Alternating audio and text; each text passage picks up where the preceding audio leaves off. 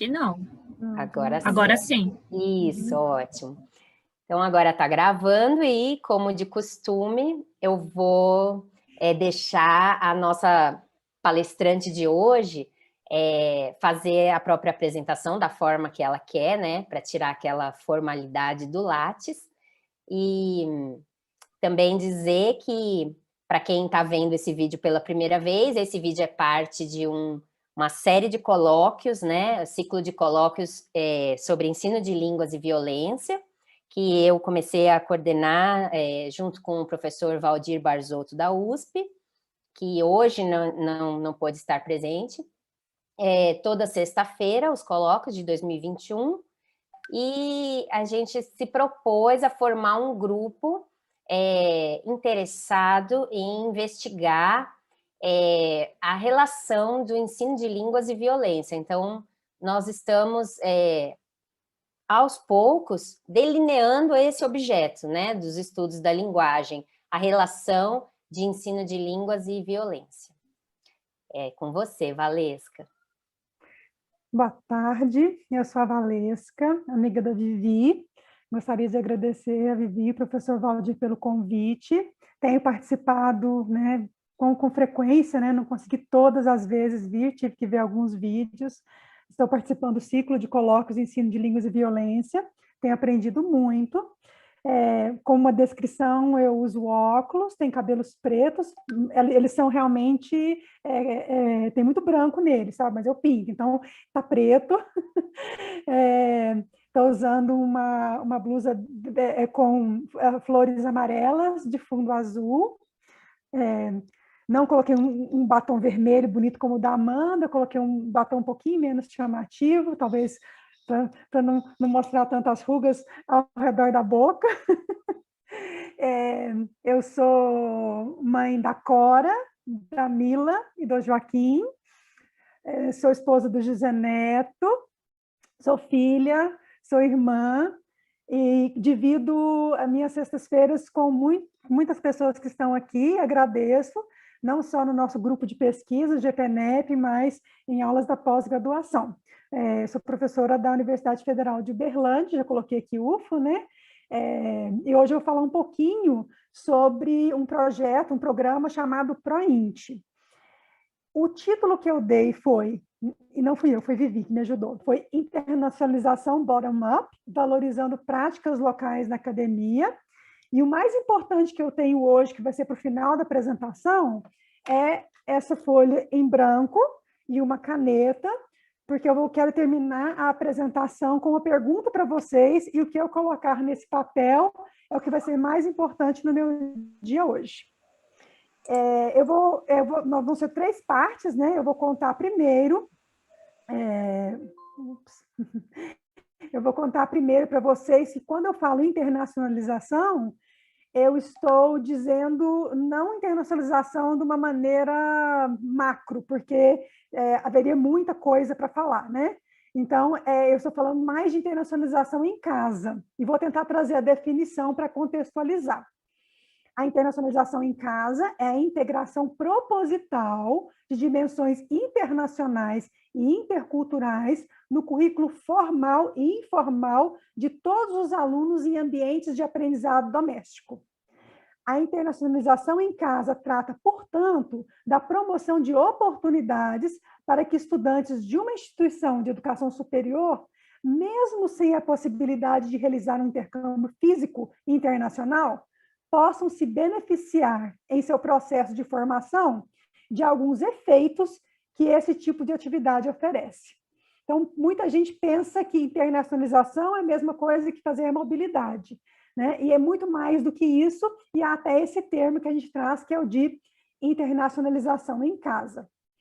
E falando de internacionalização em casa, eu vou contar 2 histórias, e eu gostaria que durante essas histórias vocês pensassem o que será que esses trabalhos, que esse programa, esse projeto, como é que será que isso se relaciona ao tema do nosso colóquio, que é ensino de línguas e violência? Eu quero escutar vocês e eu quero também falar algumas ideias que eu tive. Eu não vou trazer essas ideias antes. Eu só vou contar aí primeiro a história do ProInt, que é um programa da Diretoria de Relações Internacionais da UF. Para entender o que é o PROINT, é interessante contextualizar como é que foi proposta uma configuração descentralizada da Diretoria de Relações Internacionais na Universidade Federal de Uberlândia para a gestão de 2017-2021, que tem como diretor o meu orientador de mestrado, colega de trabalho, grande amigo, professor Valdenor Barros Moraes Filho. Para descentralizar as ações de uma diretoria de relações internacionais, que geralmente tem como foco principal docentes e como apoio principal técnicos, e que tudo isso é feito em torno de burocracias e não de muitas interações, para essa gestão foram propostos diferentes comitês. Um grupo de professores de diferentes áreas do saber, biomédicas, engenharia, humanidades, línguas, etc., em um comitê de políticas de internacionalização, para pensar que plano que nós queremos ser universidade, por que internacionalizar, para que internacionalizar, com essa mesma estrutura bem multidisciplinar, né, francês, inglês, espanhol, libras, né, que são os cursos mais tradução, né, que são os cursos da área do Instituto de Letras e Linguística dessa instituição, um comitê de políticas linguísticas, um comitê mais organizacional dos acordos de cooperação, um comitê muito prático dos programas de mobilidade para montar as bancas, para fazer análise curricular, e o único comitê que já existia era o comitê do Brasil-França, né, da área de tecnológicas, da área de engenharias. Então, foi respeitado esse grupo de pessoas do Braftec se tornaram um comitê. Então, foram 5 comitês pensando em não deixar apenas nas mãos de gestores a questão de pensar a internacionalização da UF. Isso foi feito durante o ano de 2017 com muito sucesso, mas quando chegou o final do ano, a grande pergunta era: e onde está o discente e a discente? Não só os estudantes internacionais, qual o papel deles em todas essas ações, mas também os papéis dos estudantes locais. Foi quando, em dezembro, o professor Valdenor me chamou na sala dele e falou: precisamos pensar em alguma coisa. Eu tenho uma ideia, mas eu não tenho ninguém que conduz essa ideia. E aí eu falei assim: não, estamos juntos, né? Então, mês de janeiro e fevereiro, nós dois passamos escrevendo o projeto, né, para que fosse aprovado o programa de formação para internacionalização, que é conduzido por um grupo formado por alunos de graduação de diferentes cursos da universidade, orientados por docentes, né? Hoje eu estou na coordenação, e a professora Maíra e o professor Valdenor na vice-coordenação. E esse grupo desenvolve ações de ensino, pesquisa e extensão com o objetivo de promover o processo de internacionalização da UF. Com certeza, para falar para vocês, tudo que nós fizemos de 2018 até hoje, eu ficaria vários dias. Então, eu fiz alguns recortes para contar para vocês algumas dessas ações desse grupo. Primeiro, para mostrar que esse grupo é diverso, né? Nós temos estudantes da área de biomédicas, das engenharias, da tradução, relações internacionais, e a gente sempre conta com estudantes internacionais fazendo parte do grupo, né?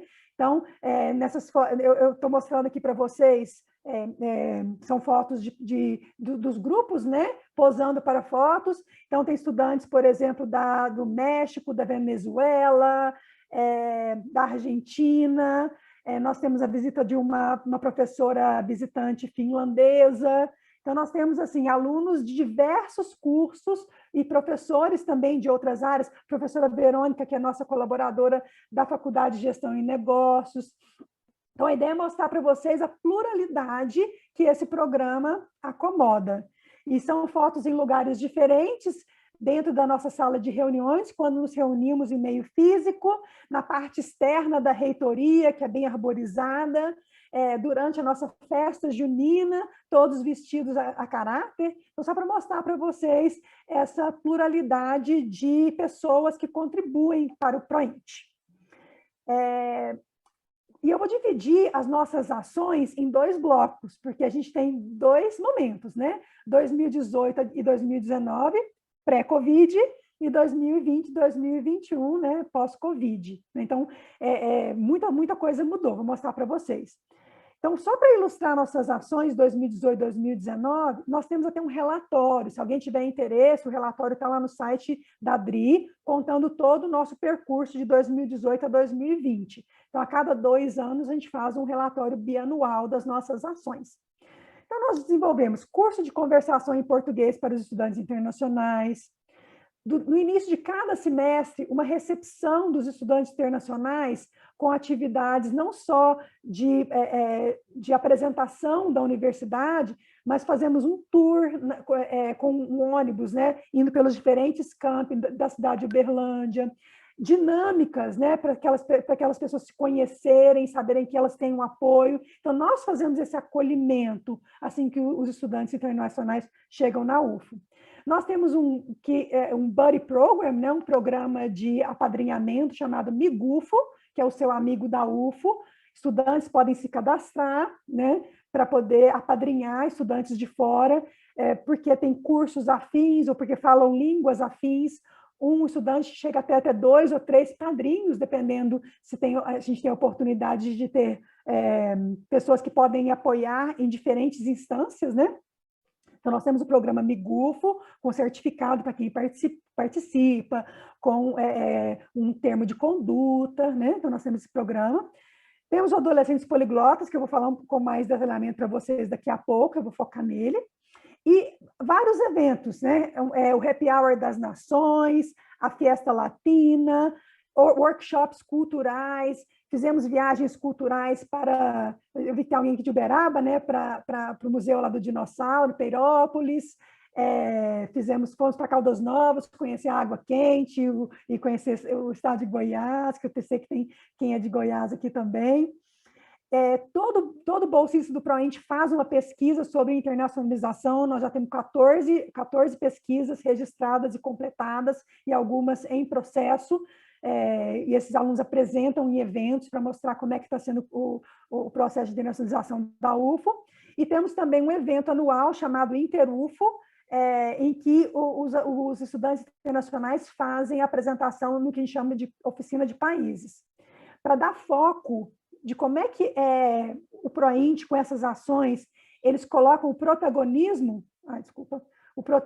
dos estudantes internacionais, eu coloquei 4 imagens aqui. A primeira delas é de um grupo, né, da Colômbia, da França, um grupo quando a gente foi para a Polícia Federal. E aí, um dos estudantes, né, nós temos bolsistas ProInt, e um desses bolsistas é também estudante internacional. Então, como é que o estudante internacional aprendeu a fazer todo o processo de trâmites e pode ajudar outros estudantes apoiando-os, né?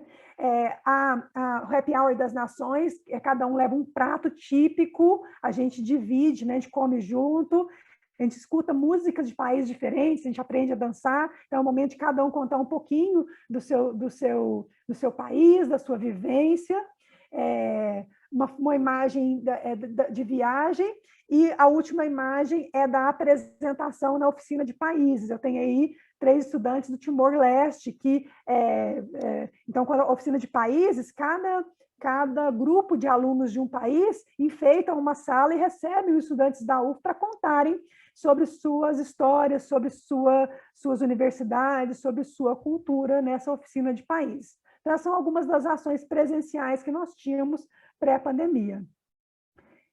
De 2020 para 2021, nós tentamos levar esses movimentos, né, de protagonismo, de escuta dos estudantes internacionais para o online. Então, nós fizemos um projeto chamado ProInt contra o Covid. Nós entrevistamos estudantes internacionais e eles nos mandaram fotos e relatos de como o país deles estava enfrentando a pandemia, e nós divulgamos isso amplamente nas nossas redes sociais. E nós também ajudamos a Diretoria de Relações Internacionais e a UFO na questão dos rankings. né? Os bolsistas ProInt trabalham ajudando a fazer planilhas, levantando dados, né, da universidade. E aí a gente percebeu que muita gente nem sabe o que é um ranking. Então, nós fizemos uma série nas redes sociais chamada ProInt Explica os Rankings. Tivemos reuniões com cátedras da universidade, utilizando, né, o meio virtual, discutimos internacionalização com diferentes grupos, passamos o Migufo para o contexto remoto, passamos adolescentes poliglotas para o contexto remoto. Para os egressos do Poliglotas, nós criamos uma roda de conversa, que acontece mensalmente às sextas-feiras, à noite. Fizemos as pesquisas continuaram acontecendo, né, os PIVICs, né, os projetos de iniciação científica voluntária continuaram acontecendo em contexto remoto, e fizemos um projeto MOOC. Estamos conhecendo diferentes MOOCs, né, para que possamos ajudar. E vamos começar agora, temos o projeto prontinho para o nosso podcast, chamado Internacionaliza UFO.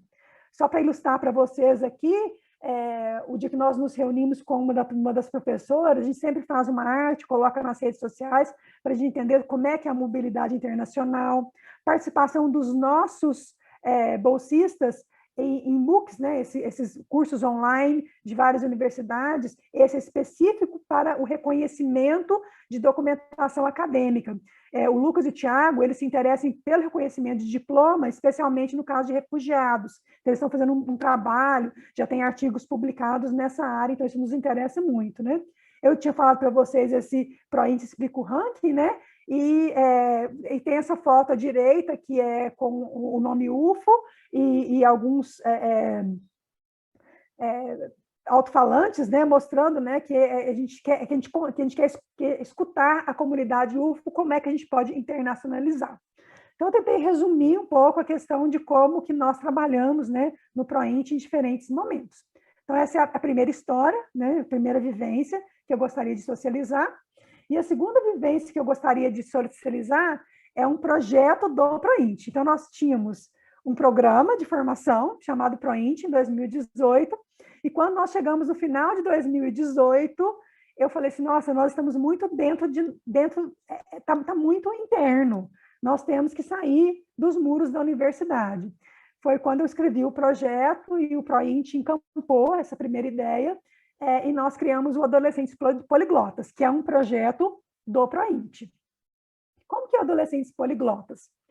É uma proposta, né, de familiarização com línguas e culturas, na sua pluralidade, né? Então, nós fizemos a primeira imagem, nós temos aqui os pais, as mães e os adolescentes, na primeira reunião que aconteceu no mês de março, para as pessoas que se inscreveram no mês de fevereiro. Então, nós convidamos adolescentes de 11 a 14 anos. Inicialmente, a divulgação foi feita em escolas, de escola particular, mas a maioria eram públicas, né? Pública federal, pública estadual, pública municipal. Então, o convite foi feito para escolas com as quais eu tive contato como professora de estágio. Então, assim, não daria tempo da gente fazer uma mega divulgação. Então, eu fui atrás daqueles professores com quem eu tive contato no ano anterior como professora de estágio, pedi, divulga, vamos ver se a gente consegue um grupo para um piloto. Então, a ideia era um piloto, né? Então, participaram alunos da Escola de Educação Básica, da ESEBA, participaram alunos da Escola Estadual Segismundo Pereira, que é mais próxima da UFO, né? Então, nós tivemos estudantes de muitas escolas se inscreveram, mas, no fim, nós tivemos só umas 3 ou 4 escolas de estudantes que permaneceram. E tem também a questão que é ensino fundamental 2, né? Então, tem uma questão de idade, sexto ano, no ano, era um foco para poder chamar de adolescentes poliglotas. Nós nos reunimos durante o ano de 2019 na sala de informática, né, numa da sala de informática da UFO, né? Então, os alunos tinham o site, né, um Edmodo, em que eles colocavam as atividades, utilizamos um jogo gratuito que é disponibilizado pela Embaixada dos Estados Unidos, chamado Trace Facts, que nos chama a atenção por ser um jogo que trabalha com diferentes temas relacionados à natureza, à saúde, à ética, a relações respeitosas, a questão de migração também, né? Então, a gente aproveitou esse esse jogo como base, mas desenvolvemos várias atividades de autoria, né? Nos apresentamos em um evento da UFO chamado ECD Day, que é o English Culture and Diversity Day, é um dia organizado pelos estudantes que a gente chama de ETAs, que são os assistentes de professor que a Fulbright tem um projeto. Então, nesse dia, os adolescentes se apresentaram com uma música nas 3 línguas que eles estudam. Que línguas eles estudam? As línguas que a universidade oferece nos seus cursos de licenciatura: francês, espanhol e inglês. E a gente aproveitava tanto essa parte interna da UFO, como vocês veem que a última foto é um piquenique, né? A gente fez um piquenique na final. Então, a gente explorou durante um ano esse espaço físico, com bastante interação, na ideia não de ensinar especificamente um conteúdo gramatical, um conteúdo descontextualizado, mas sim vivenciar com eles a experiência de aprender línguas, e não só uma língua, sempre pensando a questão plural. E quando a gente pensa a questão plural, não é só a questão plural de 3 línguas ao mesmo tempo. É a questão plural de que essas línguas também elas não são únicas, elas não pertencem a um país especificamente, a pessoas diferentes no mundo que utilizam essas línguas como primeira, como língua adicional, né, como língua materna ou não. E aí é o momento que, de novo, o estudante internacional ele é protagonista, porque é ele que vem contar para os adolescentes poliglotas como é a sua vida, como são as suas atividades. Então, eu posso ilustrar no dia que nós falamos da questão de culturas da América Latina, como, por exemplo, o Ahmed, que é do México, a participação da Fabiola, que é de El Salvador. Então, vários falantes, né, de espanhol, né, falaram um pouquinho da hispanofonia. Até a Brenda está usando um sombreiro aí, né, para mostrar, né? Então, eles cantaram, eles dançaram, eles falaram das culturas hispanófonas. E, às vezes, por exemplo, o Gautam, que é de origem, que é a família da Índia, mas que nasceu nos Estados Unidos, ele foi ensinar para os meninos jogar frisbee. Então, nós fizemos uma atividade primeiro ele ficou lá dentro do laboratório e fomos lá para fora jogar frisbee, como mostrando, assim, o que são atividades suas do dia a dia. Do Terval, do Haiti, foi falar para a gente também sobre o seu país, e aí tem a movimentação deles meio que simulando, jogando beisebol com a Ádia, da Costa do Marfim. Então, são apenas algumas pessoas que nos visitaram, então era muito rico esse momento deles conhecerem pessoas, né, estudantes que estavam na UFO e não tinham oportunidade antes de falar um pouco de quem eles eram.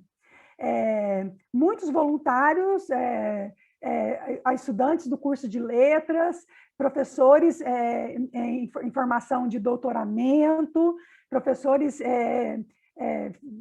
que gostariam de colaborar, a ledora francesa, Violaine, que estava com a gente na época, também participava. Então, era um espaço muito interessante de conhecer, não só conhecer os adolescentes, mas também de praticar a docência nessa perspectiva mais de internacionalização.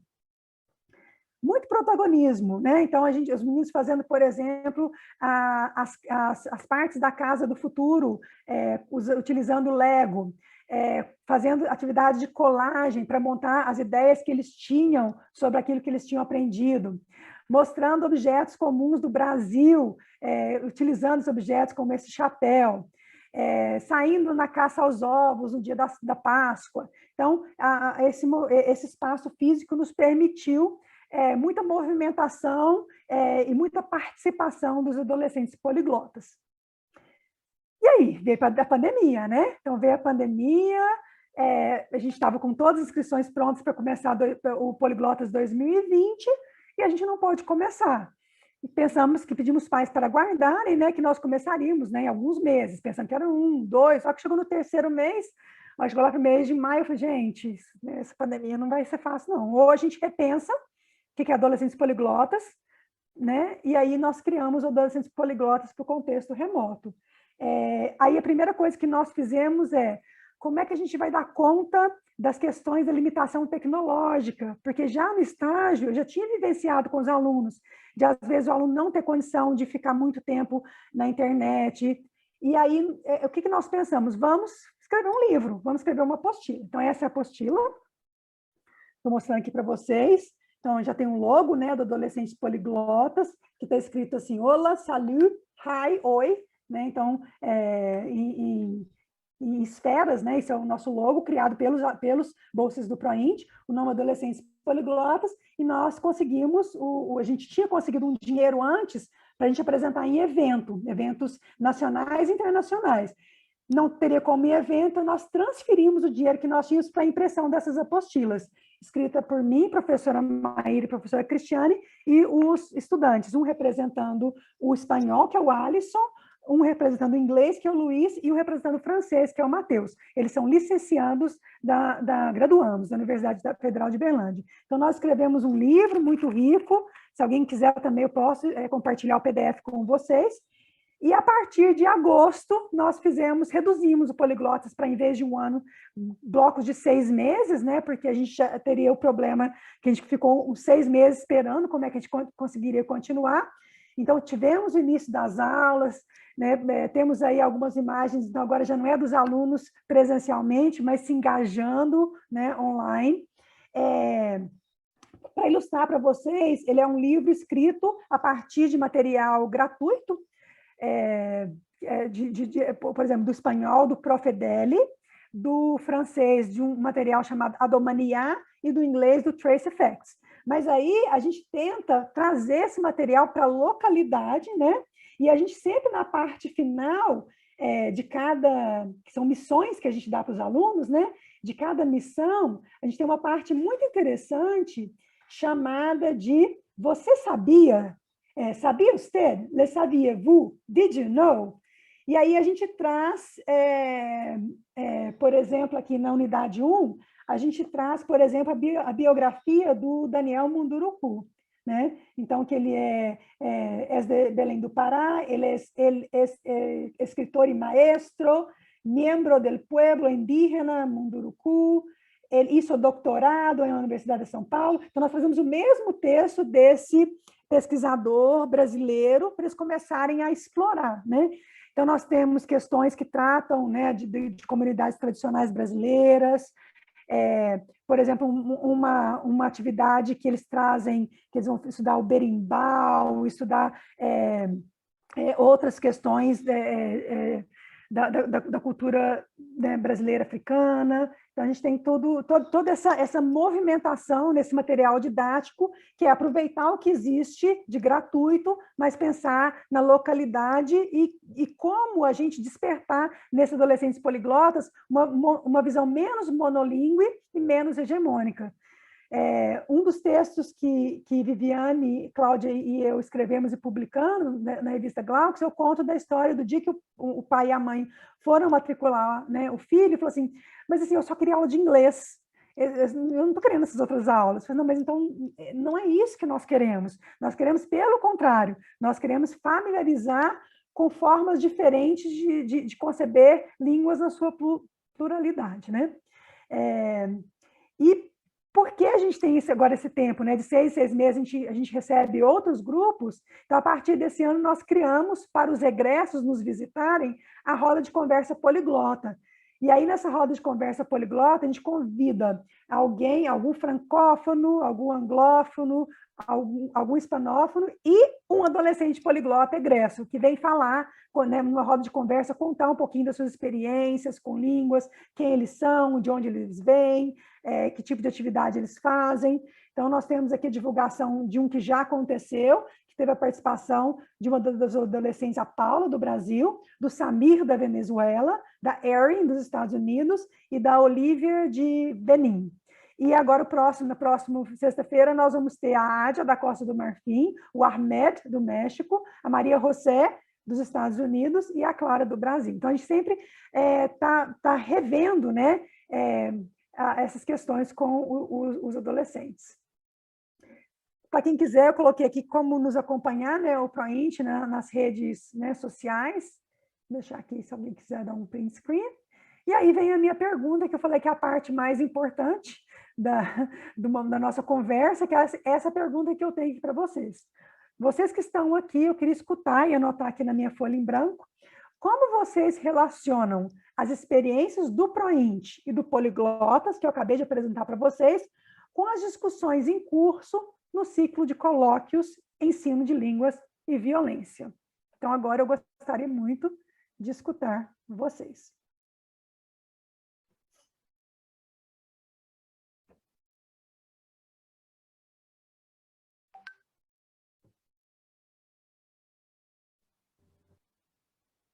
O pessoal ficou assustado? É. Obrigada, Valesca. Eu tinha planejado parar de gravar. Ah, eu tô com o vídeo desligado. Mas você me colocou numa situação, né? Não vou poder parar de gravar, porque faz parte, né? Então, eu não vou parar de gravar. Alguém aí, quer gente? falar? Como eu posso puxar. Isso, obrigada. Zé, tudo que eu falei aqui tem qualquer coisa a ver com ensino de língua e violência? Eu já conheço um pouco do projeto, né, Valesca? E eu acho que seria interessante a gente pensar por que chega um adolescente, ou por que chega uma família, né? No dia da matrícula diz, não, mas o meu filho quer fazer só a língua inglesa. Né? Foi uma das situações aí que você comentou. E aí, quando eu digo pensar sobre isso, que vai muito além, talvez, de uma afinidade. Eu tenho refletido muito porque que, às vezes, eu digo que eu gosto de ler tal autor, eu prefiro tal tipo de filme, eu prefiro tal tipo de gênero de música, né? Que às vezes eu não gosto de outras possibilidades, porque talvez eu não conheça, né? Eu desconheça. Ou a forma que essas outras possibilidades me foram apresentadas foram de uma forma preconceituosa, né? E aí, quando eu digo esse preconceituosa, até essa questão do pré, né? Antes mesmo de eu ter tido um contato pessoal, alguém já me apresentou de uma forma, mas nem vale a pena. Para que você vai ler, né, tal livro? Não leia tal autor. Mas para que? Esse idioma é tão difícil. Né? Então, para que você quer aprender tal idioma? Né? Então, eu acho interessante a gente pensar o porquê que algumas pessoas já chegam com muito fixo, né? Um objetivo muito fixo de qual idioma quer aprender ou de qual idioma tem afinidade. Então, pensar, né, você fez essa pergunta, né? O que esse projeto tem a ver com violência linguística? Eu acho que tem a ver no sentido de dar estratégias pedagógicas de contato. Então, dar oportunidade de que esse aluno ele não tenha que escolher se ele deve fazer inglês ou se ele quer fazer espanhol nas aulas regulares que ele frequenta na escola. Ou né, o cursinho que o pai e a mãe vão pagar, né, extra. Mas você só pode fazer inglês ou espanhol, não tem condições de pagar mais de um idioma. Então, o curso dos jovens poliglotas, ele permite que ele tenha esse contato com 3 idiomas, né, para além da língua materna dele, mas com 3 idiomas, e que ele conheça aspectos culturais, né, aspectos linguísticos. Então, o projeto, ele vai nesse sentido de amenizar essa sociedade estruturalmente preconceituosa no que a gente fala sobre linguística, né? Então, é o que eu penso, Valesca, sobre o projeto e que eu admiro muito, viu? Bom, Gisele, uma coisa interessante é que no fim de cada semestre a gente faz uma pesquisa de opinião com os adolescentes, sabe? A gente se sistematiza, tudo bonitinho. É bem intenso. E aí, uma das perguntas que nós fazemos para eles é assim: primeiro, qual língua você gostaria de aprofundar agora, depois do Adolescentes Poliglotas? E a gente coloca na sequência de alfabética: espanhol, francês, inglês e todas. 60% é todas. E assim, parece assim, mas podia ser assim, não é? Mas tá muito bom, gente, porque quando eles entram, o que eles conhecem é o que você falou assim, eles já estão convencidos de que, pelo mercado, de que tem que aprender inglês para não morrer de fome, para não ser desempregado, para não ser, para ser vitorioso, para não ser um fracassado. Então, eles já chegam com a mídia, né? né, com a mídia, com o que os próprios pais, né, quando a Maela e a Kétia falaram com a gente aqui, né, tem 2 semanas atrás, elas falaram exatamente, meus pais não queriam que eu aprendesse a minha língua de origem. Por quê? Porque eu tinha que aprender o francês e o inglês, porque senão eu ia ficar desempregado, né? Então, eles já chegam com isso. Então, depois dessa intervenção, eles falarem que a maioria todas, e depois, assim, não ficou só no inglês, não. Tem uns que colocam espanhol, alguns colocaram francês. Então, assim, e aí, na parte aberta, houve sugestão de... por que me ensinava também alemão? Sabe? Então, agora, por exemplo, que a gente tem visitas de gente de Costa do Marfim, de Gana, etc., pode ser que a gente dá um disco, talvez não, por que a gente não aprende, né, o Guarani, o Quechua, né? Porque antes eles não teriam nem a oportunidade de conhecer que, tudo bem, fala francês, fala francês, mas não é a única língua dessa pessoa também, né? Essa ideia de poliglota mesmo, de aberto. É mais do que falar a língua, é estar aberto para aprender, né? E assim, Valesca, algo que tem acontecido assim, acho que toda semana aparece um caso. Eu estou trabalhando muito com adolescentes, né? O meu público de ensino médio. Valesca, eu tenho alunos de 15, 16 anos que estão aprendendo coreano. Tem alunos que sabem frases em japonês. E eu falo, mas por quê? Né? Assim, da família, vou lembrando de você, Mayumi. Não, professora, mas é porque eu amo mangá. Professora, o K-pop tá bombando. Como assim? Você não assistiu nenhum dorama? Né? Então, eu entendo que a gente tinha, né? Eu estou falando tinha, né? Mas eu acho que a gente tem. Que a gente tem que aproveitar essa amplitude de fontes, né, e de contatos linguísticos que a internet nos possibilita para valorizar esses interesses que os nossos alunos trazem, né? Então, já teve um aluno meu da área de computação. Ele falou, não, professora, porque eu já tentei, né? E eu volto agora porque eu estou fazendo um curso online de russo. Eu falei, mas para que russo, né? Mas, e olha que às vezes eu acho que até essa minha pergunta do para que russo no sentido, eu queria que fosse entendida como curiosidade, mas pode ser interpretada assim, porque a Gisele é professora de inglês, né? Ela acha que tem que aprender. Não, mas não é isso. Mas eu fico curiosa para saber o que está motivando aquela pessoa a estudar. Então, que o estudo de outro idioma estrangeiro não seja apenas uma motivação profissional e capitalista, né? Mas eu acho que seja, de fato, desses interesses de apreciação artística, né? De contato com outras culturas. Então, assim, não sei se apareceu nesse questionário, né? O coreano ou o japonês, mas eu tenho visto um público de adolescentes interessados para além do inglês, né? E eu fico muito feliz de ver essa nova geração. Isso, cara. Posso falar um Obrigada, pouquinho? Irene, por favor. Bom, em primeiro lugar, parabéns, né? Em segundo lugar, eu comungo das considerações da Gisele, até porque toda essa gamificação, se nós podemos chamar assim, né, no contexto atual, faz com que os alunos se deem conta desta diversidade, essa variedade linguística.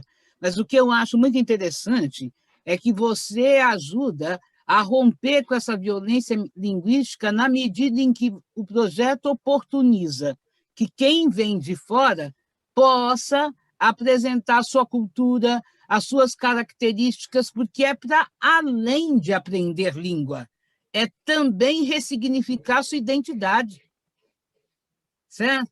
Porque é muito importante para o aluno que vem de fora, né? E aí eu não estou falando só fora do país, né? Mas também de fora da região onde a universidade está situada, se sentir acolhido. E não é só acolhido porque ele está sendo um acadêmico, né? Mas é acolhido em toda a sua plenitude, em toda a sua diversidade. Então, eu acho que esse movimento, o projeto está fazendo muito bem. E eu achei bastante significativo. Eu assisti esses dias uma palestra do professor Kanavidil Rajagopalan, que eu acredito que vocês devam conhecer, né? E quem não conhece, vale a pena, né, conversar mais. Ele trata da questão da linguística aplicada, principalmente a linguística aplicada crítica, né? E é o Kleber Aparecido, da UNB, quem discute com ela essas questões. E ele estava falando, né, do quanto a gente precisa se destituir de algumas ações, né? E eu acho que, assim, quando a gente fala em preconceito linguístico, a gente não está falando só de uma etnia, né? Mas a gente está falando de toda uma comunidade de estudantes. E o quanto a nossa escolha discursiva pode ser preconceituosa, dependendo da entonação vocal, né? Dependendo da expressão que eu utilizo. Era isso, parabéns. Aí fico ansiosa para depois ver o seu PDF, que vai ser muito interessante. Obrigada pela oportunidade. Nossa, Irene, você tocou no coração, né? Porque eu acho que, eu não sei como é que é isso em outras universidades, mas eu entendo que na UFO, até existiu o PROINT, os estudantes internacionais, eles ficavam à margem, né? Então, eles chegavam, iam lá para o laboratório, né? O pessoal do Braftec vai lá para o laboratório de francês, né? Se comunicavam em inglês, né? Nem dava nem pensar em aprender português. Se comunicava em inglês lá, que o pessoal lá das tecnológicas falam bem inglês, se comunicavam, aprendiam, né? Aprendiam a trabalhar naquele laboratório e ir embora, né? Os alunos do Timor-Leste, por exemplo, assim, eu fico muito triste, a gente chegou já muito no final agora do processo deles, né? Foi mais custoso, porque tem até uma questão, igual você disse também, de que comunidade eles vêm, que tom de voz eles utilizam, que tipo de tom de voz a gente utiliza que parece que a gente está dando bronca neles, quando é porque a gente é mais espalhafatoso. Então, tudo isso, eu acho que eles não eram escutados, porque como eles não tinham espaço de protagonismo, era só de, eu estou aqui aprendendo alguma coisa, ou eu vou participar de um evento e vou escutar alguém falar, né? E quando é que eles podiam falar? Eles não eram convidados. Eu penso muito na questão de cotas. O dia que eu entendi cotas da forma mais forte foi quando eu fui fazer uma palestra em Roraima, e que um representante, um estudante, que era de uma tribo, ele fez um discurso e falou assim, sabe por que a minha tribo, as pessoas não pensavam em entrar na universidade? Porque ninguém nunca falou que talvez nós seríamos bem-vindos. Então, a cota foi assim, uma coisa assim, olha, vocês também são bem-vindos. Então, assim, é muito sério isso, você pensar que você não é bem-vindo. E por mais que os acordos eram feitos, a parte burocrática era feita assim, com maior esmero, o pessoal da ADRE é muito cuidadoso, muito esmero. Quando essas pessoas chegavam, cada um ia para a sua caixinha e não tinha esse momento. Então, a oficina de países, gente, é o que eu falei, assim, não dá tempo de eu falar tudo. A gente faz um passaporte. Então, a gente recebe a UF, comunidade externa, e aí a pessoa entra, você vai participar do filme do país, tá aqui o seu passaporte. Aí tem o passaporte, a pessoa coloca o seu nome, aí ela vai entrando nas diferentes salas, vai escutando o que as pessoas têm para contar. Então, isso aqui, ó, Argentina.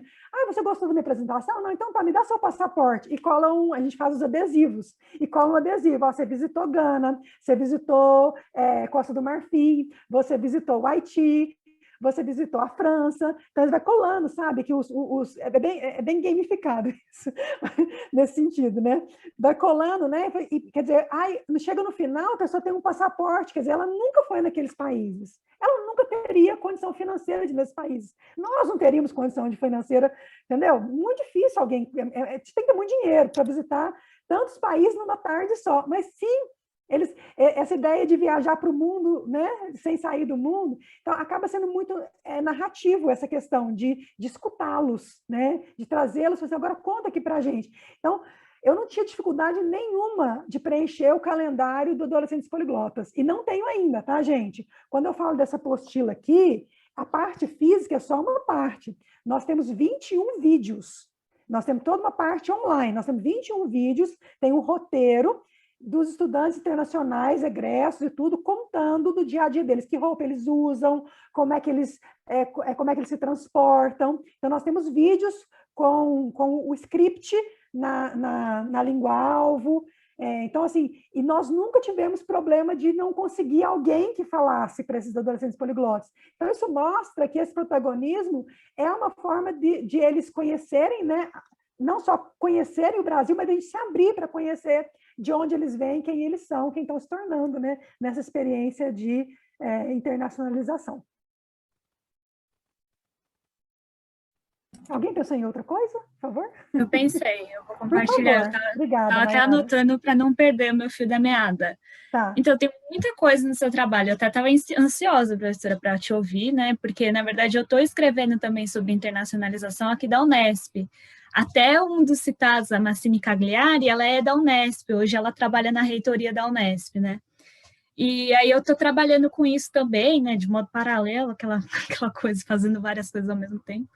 E aí eu tenho me interessado também por essa questão da internacionalização, e uma coisa que é a sua pergunta final, em que medida, como se relaciona, então, o trabalho da internacionalização em casa com o debate da violência no ensino de línguas e tudo mais.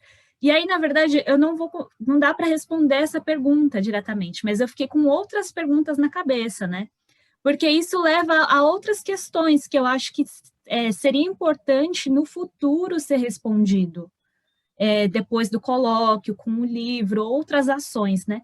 Que é qual que é o papel do Estado, então, para combater essa violência que a gente está identificando que se manifesta a partir do ensino de línguas, e em que medida também, qual que é a colaboração, a contribuição da linguística aplicada no combate a essa violência por meio do ensino de línguas, relacionando, então, com a política linguística, com políticas linguísticas a partir do Estado. Qual que é o papel do Estado? Porque, assim, essa violência sempre é relacionada com outras violências, né? A linguística, ela é muitas vezes simbólica, por meio de estereotipação e não sei o quê, tanto que essas ações de oficinas, né? O poliglotas, tudo, ela pode combater essa estereotipação, né? Estereótipos que existem. Mexicano é só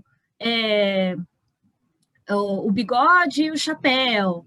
Esses estereótipos, né? Tanto da cultura do outro e tudo mais. E aí essas oficinas e tudo mais. Mas, assim, para além disso, né? E aí eu acho que uma das respostas é o caso para uma ação hoje, para o combate dessa violência, projetos como o seu, o seu, né, que não é seu, né? Essa mania da gente se pessoalizar, mas projetos como o do como chama? ProInt da UFO, né, de internacionalização, porque, assim, a gente não precisa pensar necessariamente de precisar depender de um governo, mudar o governo, ou acabar com o capitalismo, é uma coisa hoje, com a universidade hoje. E aí eu fiquei pensando, né, que é bem interessante, porque o recurso da universidade fecha o ciclo direitinho mesmo, né, da pesquisa, da extensão, porque aí esse recurso da internacionalização, ela não vai servir só para o desenvolvimento da universidade ou da pesquisa, vai servir, inclusive, para a educação de forma total, né, porque está relacionado com a escola, e eu achei isso genial, porque, assim, aqui na internacionalização daqui da Unesp, eu não encontrei essa relação entre a escola e esse projeto de internacionalização. Eu achei isso sensacional, assim, porque o recurso que é voltado para a universidade acaba não acabando só na universidade, vai para a educação como um todo, né? E aí eu fiquei pensando nisso, que mais que o Estado poderia fazer para aproveitar os recursos humanos, técnicos e tudo da própria universidade que já existem, né? A gente não está falando de coisas novas, a gente está falando de coisas que já existem, de um aproveitamento, de expertise, de pessoas humanas que o intercâmbio existe, né? Essas pessoas estão vindo para o Brasil. Que mais que poderia ser feito, né? Fiquei pensando nisso. Eu queria comentar 3 coisas que você falou. A primeira questão da violência, quando você fala do estereótipo, né? Nós perdemos assim, porque ele foi para uma outra cidade. Nós perdemos um dos bolsistas do ProInt, que era da Costa Rica, porque ele começou a ser perseguido em Uberlândia.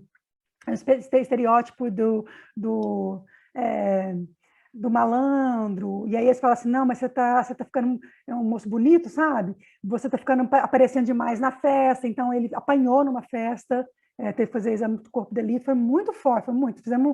Teve um momento da gente sentar lá no que a gente chama de CC, que é o nosso espaço de convivência, né? Para a gente falar, né, com ele, sobre ele, mas aí, no fim, ele percebeu que o algoz era vizinho, era de um bairro vizinho, ele foi ficando com síndrome do pânico, com muito medo, ele preferiu. Eu falei assim, não, vai, você não merece isso, não, você não tem que passar por isso, né? Porque a gente pensa que os timorenses, quantas vezes foram parados pela polícia para procurar droga, né? Porque a gente pensa assim, não, Uberlândia, eu venho de uma cidade muito pequena, então eu achava assim, nossa, Uberlândia, pessoal, outra cabeça. Não, gente, não é fácil, não é outra cabeça, não. Então, assim, quebrar esse estereótipo, eu acho que, por isso que eu acho que adolescentes poliglotas, essa ideia de plantar semente, né? Assim, a gente vai ter que mudar a educação básica, colocar, a gente deixa para internacionalizar só na educação superior. Aí tem muita coisa muito formada, a gente já tem que mexer já no início, nas bases, né? No momento que eles já têm, eles já vão começar a pensar. É impressionante o que esses meninos falam nas aulas, gente. Eu vou ter que começar a pensar na questão de pesquisa, porque eu queria usar esse discurso que eles fazem. Eles são hipercríticos, emancipados, as perguntas que eles fazem, assim, você fica impressionado. Tinha que ter um dia só com os professores, com uma lista de coisas para contar para vocês, né? Porque quebra esse estereótipo, né? Então, não, todo mundo que fala francês não tem cabelo loiro, olho azul e vem da França e usa uma boina. Não é assim. Né? Não é assim, né? Então, isso eu queria te comentar, que eu acho importante. A Unesp é top do top na área de internacionalização em casa, no que se refere à tecnologia, né? Que é o pessoal, né? O Zé Celso, né? O pessoal que está falando, que publicaram esse livro, que eu achei fantástico. Então, eles estão na... Projeto Brave. Projeto Brave. São pioneiros na questão de curricularização, de internacionalização sem sair de casa, né? É um projeto fantástico. E aí você sabe que eu vou fazer meu pós-doutorado lá, né? Com o professor Zé Celso, e o que eu quero ver é isso, tudo bem, a gente tem várias ações grandes, e as pequenas? Eu quero estudar as práticas de internacionalização locais no Brasil, quero ver se eu consigo levantar algumas interessantes, né? A partir dessa ideia. E a última coisa, que eu acho que a pergunta muito importante que você faz, que eu acho que não pode deixar calar, é a questão do papel do Estado. Por isso que a gente chamou de internacionalização bottom-up, porque é aquela que eu faço como? Maíra, né? Nós fazemos como? Nós fazemos com 10 bolsas de R$400. Gente, 10 bolsas. E aí eu não abro mão. Quando eles começam a falar assim, porque eu falei, gente, fecha o projeto. Sem bolsa, nós não vamos tocar. Os meninos não vão trabalhar de graça, os graduandos. Não vão, esse dinheiro faz falta. Esse dinheiro agora ele foi o único dinheiro que uma família tinha de uma das minhas bolsistas. A mãe perdeu o emprego, o pai perdeu o emprego, eram os R$400 que tinham. Então, assim, isso eu brigo assim, mas é só isso, gente. Por exemplo, vem um palestrante na UFO, aí eu dou tantos reais, a Maíra dá tantos, o Odenor dá tanto, a gente compra uma lembrancinha. É do nosso bolso para que isso dê certo. Isso é um absurdo. Isso é um absurdo, porque já está dedicando o nosso tempo para além das nossas 40 horas. Mas não há esse tipo de apoio. Especialmente esse governo não quer isso. Ele não quer acolhimento, ele não quer diversidade, ele quer que todo mundo fale inglês igual o Trump. Não pode ser qualquer inglês, não, tem que ser o do Trump, né? Então, assim, infelizmente é isso que temos para hoje. Então, essa cobrança. Nós tivemos uma professora da área do direito, a gente traz muita gente de áreas diferentes para os meninos do ProEnt entenderem mais amplamente, né? Então, a professora do direito, ela coordena a AGESIR, que é o apoio jurídico do migrante, né? Ou faz esse trabalho voluntário, né? Coordenado pela professora. Aí eu perguntei para ela assim, qual que é o recurso que se tem? Porque tem alguns recursos, né? Especialmente o refugiado, ele tem alguns recursos governamentais. E qual que é o recurso separado para a formação linguística desses migrantes, né? Quando eles chegam, quer dizer, vão precisar arrumar um emprego, fazer Não tem recurso. Se não for ONG, eles vão ficar no anonimato, eles vão o tempo todo morar na rua, porque não tem um investimento linguístico do português como língua de acolhimento. Então, são a universidade que tem que se organizar, né? Isso deveria ser do direito a partir do momento em que o país os aceitou como refugiados. Então, acho que o Estado se omite muito, Mayara. Sim, e assim, é o nosso papel. A gente está aqui estudando sobre isso. Linguistas aplicados, educadores, nós estamos pesquisando isso. Nós estaríamos construindo essas políticas públicas junto, né? Mas, assim, se o Estado ignora seus próprios linguistas aplicados, seus linguistas, seus educadores, tá gravando, então eu vou falar, mas assim, é um desperdício, no mínimo, e assim, no mínimo de recurso também, né? Revoltante. Isso, momento revolta.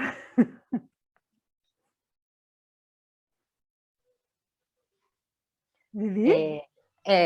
Valesca, fiz algumas anotações aqui, muito produtivo isso tudo que o pessoal está falando aqui agora. Parabéns pela apresentação, parabéns por esse projeto que eu já admiro, né, há alguns anos e já tenho acompanhado. O que eu vejo é assim, né?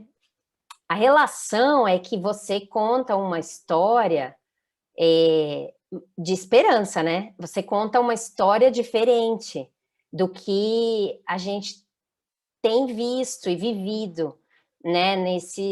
Principalmente na questão da internacionalização, porque a internacionalização no Brasil, pensando na proposta que a CAPES faz e no todo o investimento da CAPES, né, nas universidades brasileiras, ainda, né, ainda predomina uma cultura de submissão, né, de obediência, do imperialismo, né, de quem da valorização e da validação de quem pode ensinar, quem pode falar. E aí esses são noções que geram violência. E aí você vai contra a maré, né? Então, quando você falou assim, que o Valdenor chega e fala, a gente precisa envolver os alunos, quem vai topar isso? E aí você acolhe isso, né? Você se engaja nesse bottom-up. E aí é que está a esperança, né? Então, que esse projeto é um início de algo que tem que acontecer, né? A gente tem falado muito aqui, né, que a linguística aplicada e a educação caminha, né, contra esses processos que resultam em violência. Mas o avanço é muito pouco, né, ainda. Então, aquele trabalho de formiguinha, né, que a gente faz e que é muito necessário, porque eu não vejo outro caminho, né? Então, você você faz o de baixo para cima, dos alunos, né? E não só dos alunos, e aí você engloba outras línguas, mas quem sabe isso já não cresce e começa a convidar pessoas para dar cursos, oficinas de língua e cultura indígena, né? E que é o que a gente estava falando aqui, que nós começamos a falar disso. Era isso, eu notei aqui algumas coisas, mas já fui contemplada nas falas das meninas aí, então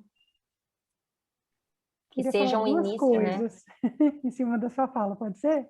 Claro. A primeira, Ivê, quando você fala assim, a valorização de quem pode ensinar, muito forte. E aí, eu não sei se vocês perceberam o movimento que nós fizemos na roda de conversa, a gente não chama só 3 pessoas de fora, a gente chama um dos egressos. Por quê? Porque os adolescentes também podem ensinar.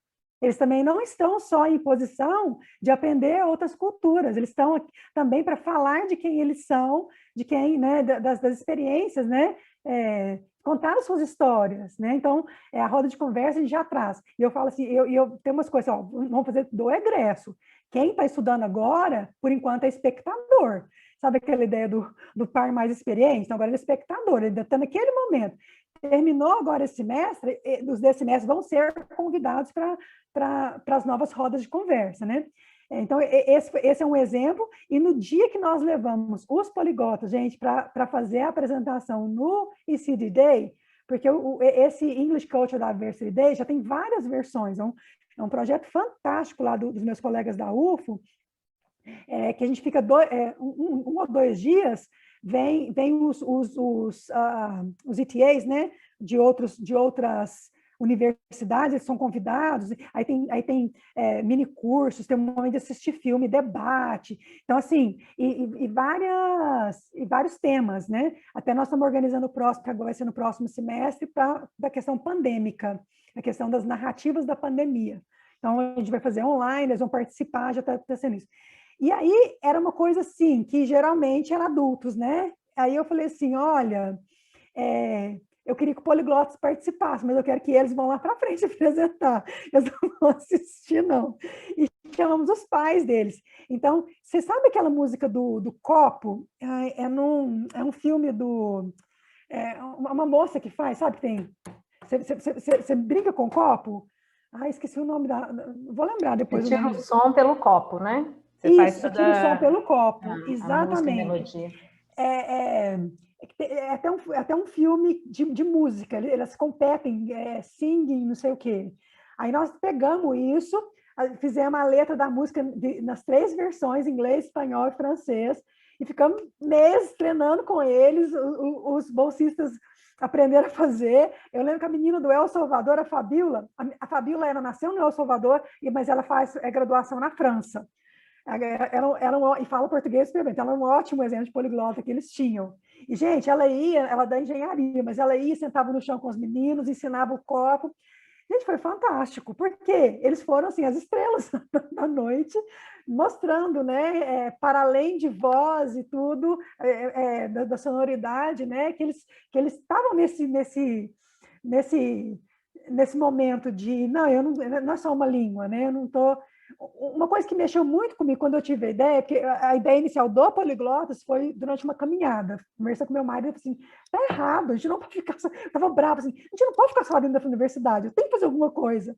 E eu estava muito brava com o negócio do espanhol, o negócio do espanhol mexeu muito comigo, de tirar, né, tirou, assim, de uma certa forma a possibilidade, né, da imposição, da comunidade escolar não poder escolher a sua língua. Mexeu muito comigo, enquanto professor de inglês. Eu me senti vilã, sabe, por eu ser professora de inglês. Não me senti bem. Mas está errado, gente. Não pode pensar que... Porque a gente tem um grupo de professores de inglês que nós não estamos interessados nesse multilinguismo, nessa pluriculturalidade. Está errado. Eu não quero estar no hall das pessoas que subjugaram outras, né? E assim, vem muito disso, muito do momento. E a outra coisa que eu falo muito importante é a questão da comunidade. Eu não sei ainda não está sendo fácil, viu, gente? Por exemplo, eu estava esperando muito mais egresso nas rodas de conversa poliglotas, sabe? Mas acho que vai ser devagar e tudo. Eu queria mais gente, Então, mas o que nós temos com eles, eu acho, hoje? Um canal. Então, por exemplo, assim, quando a gente tiver um curso de Guarani, se a gente conseguir, para adolescentes, hoje eu tenho pelo menos, assim, tem alguns que saem, sabe? Porque nós temos um canal do Poliglotas, mas tem uns que saem, os pais saem, você tenta contato, tudo, mas tem importância não, se for 10, tá bom, né? Se 10 vierem, se 5 vierem, eu acho que a gente já faz uma diferença. Então, essa era a ideia, criar essa comunidade poliglota, que tem essa outra cabeça em relação a línguas. Vai ser lento, está sendo lento, as ideias vêm aos poucos, muitas limitações de gente, né? Nós somos muito poucos, mas vamos continuar tentando para ver se forma essa comunidade para a gente ter como divulgar, para as pessoas começarem a comentar, que isso também não é muito simples, né? De fazer essa comunidade prática. Alguém teria mais alguma coisa? Alguma ideia? Carolina? A Carolina tirou o microfone, eu pensei que ela falaria. Tem muito ainda, né, a ser escrito, a ser produzido ainda, porque dá para aproveitar tanta coisa desse projeto de internacionalização em casa. E eu fico pensando na quantidade de trabalhos que ainda precisam ser feitos e não existem, não estão escritos, né? Tem muita coisa, muita coisa. Irene, por favor. Isso também precisa ser desenvolvido desde a educação infantil. Tá? Eu sou presidente de uma OSC, né, aqui em São Paulo, e a gente tem 4, 6 parceiras, e a gente continuamente tem recebido crianças, bebês, né, de outras nacionalidades, de outros contextos, e as famílias relatam o quanto elas sentem um desconforto, né?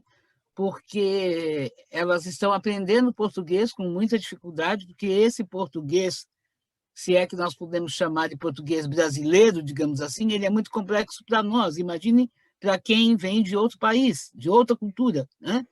E que eles se sentem muito mal porque as pessoas riem, né, deles.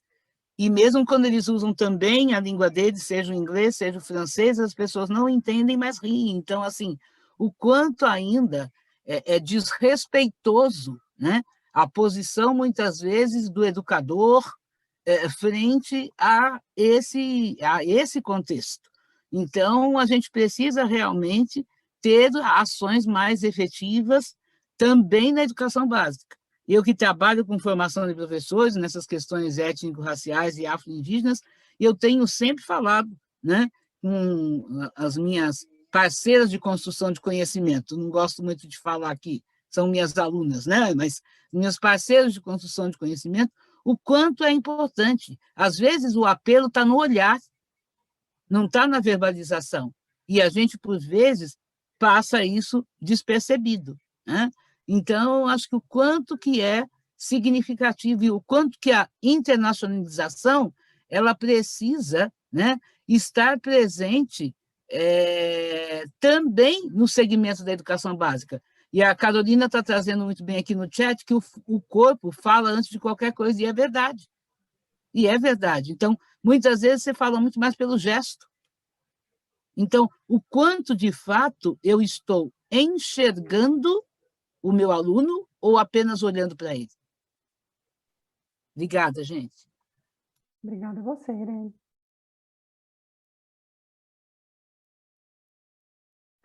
Bom, Vivi, se você achar que, né, como não tem mais nenhuma... Porque a ideia foi isso, gente. Eu pensei, vou contar o que é que eu faço nesse lugar e você... Porque, assim, inicialmente eu pensava assim, nossa, nos primeiros encontros, nossa, o que será que relação que tem, né? Ensino de línguas, violência, porque a gente não pode pensar em ensino de línguas como no nível da frase, né? A gente tem que sair para questões pragmáticas, para as questões discursivas, né? Para a questão do corpo, do contexto, tudo isso está envolvido. E aí, quando eu penso em todas as experiências, deixa eu mostrar para eles o que se faz nesse dia a dia, né?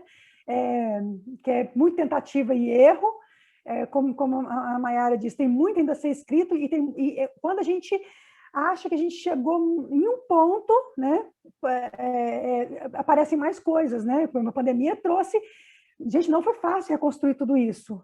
Nós não paramos nem um dia, que a gente se encontra toda semana. Sabe que hora que eu atendo os meninos? Toda terça-feira, de 11h30 a 1h30, estou online. A gente se reúne todas as semanas.